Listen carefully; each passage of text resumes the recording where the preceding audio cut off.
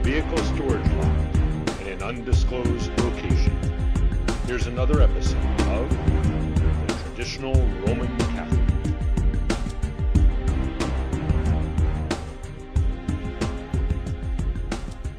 It's been a pretty scary couple of weeks for us Roman Catholics. It's been a scary couple of years.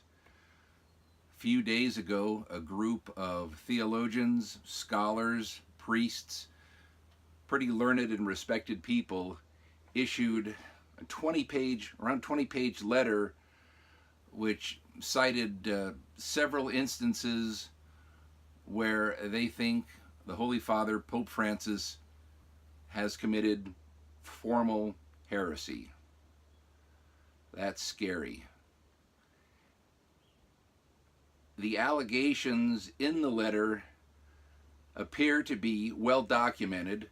A lot of them are incidents that if you've been following things, you probably remember things he said, things that were done. So it's not crack pottery, but to actually use the H word, to go all the way and make the accusation of heresy, that's frightening.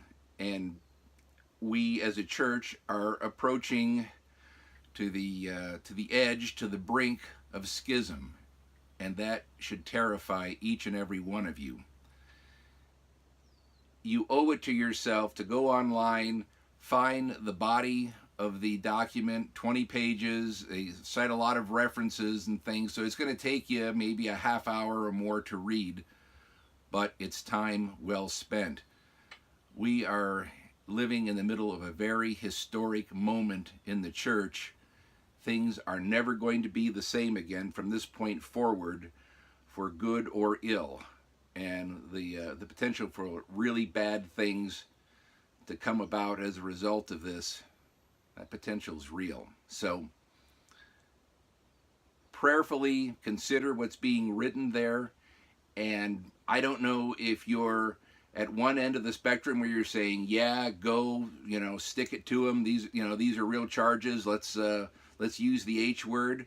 Or you're at the other end of the spectrum where the Holy Father can do absolutely no wrong in your sight. You think these guys are crackpots. They're treading where they shouldn't tread because nobody on earth has the power to judge the Pope.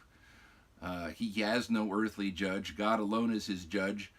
So these guys better just shut the heck up, and maybe we even kick them out of the church. If you're, or maybe you're like me where you're in the middle, the confused and frightened middle of that spectrum.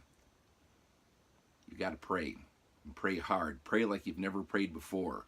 Pray like you're in the coach section of an airplane that is lost power and is auguring down towards the ocean 35,000 feet below.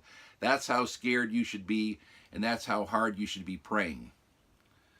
I'm not smart enough, educated enough, or clever enough to be able to pass any kind of pronouncements on this, but I'm going to provide links to 3 videos of guys that I do respect and that are learned. They've studied history. They're of a philosophical bent. They know their theology, and I think I can say that they're pretty disturbed and frightened about this as well, what the implications could be one way or the other.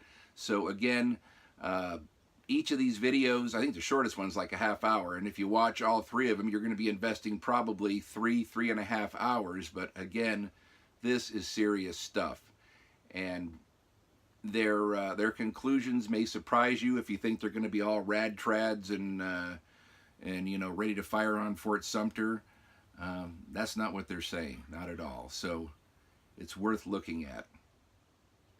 In any event, I encourage you to do some studying on this, to do some research on this, to not just make a knee-jerk response and go raging through social media. There is a lot of angst out there in the Twitterverse, and people are getting upset. People are getting angry. The electromagnetic equivalent of fisticuffs are being thrown. And that's just indicative, I think, of how frightened everybody is on whatever side of the issue you're on. So anyway, I offer these links for what they're worth, and I do encourage you to maybe look at them and listen to what's being said and form your own opinion, of course, and regardless of where you fall out in this thing, pray. Hi. Did you like the episode? If so, consider subscribing. Is there something you didn't like about it? Leave us a comment.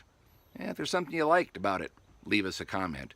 We don't get many, so if you do, we'll definitely get back to you and answer. Thanks.